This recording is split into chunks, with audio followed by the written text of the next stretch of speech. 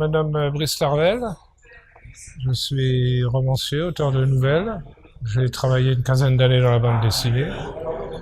Et je suis venu à Charleville parce que j'étais gentiment invité. Et cela m'intéressait d'autant plus que j'ai écrit récemment un roman du terroir qui s'appelle La montre de Rimbaud, qui doit paraître début octobre. Et donc j'étais content de retrouver la place Ducal. C'était une raison supplémentaire. Vous connaissiez déjà un petit peu Charleville-Mézières alors? Ah bah oui, mais j'étais pas venu depuis 55 ans.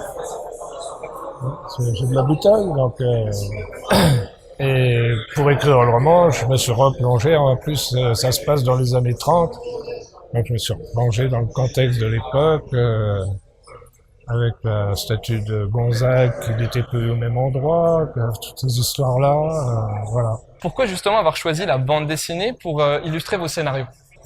Les scénarios, je les avais pas d'avance. C'est un copain qui était dessinateur, Patrice Sonajas, qui est décédé depuis de maladie.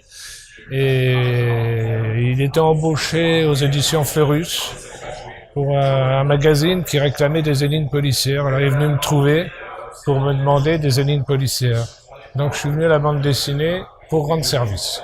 Vous avez fait aussi du conte pour enfants. En quoi est-ce que c'est différent de créer un scénario pour les enfants des adultes?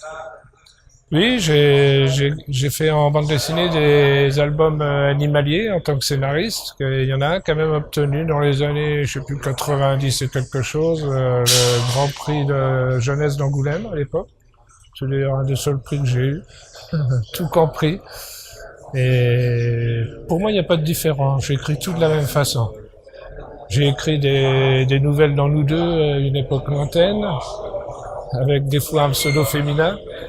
Et évidemment, il faut édulcorer certaines choses. On va pas mettre de sexualité ou de violence, ou faut doser un peu. Mais sinon, question du choix des mots, de tout bon, on met pas des mots compliqués non plus.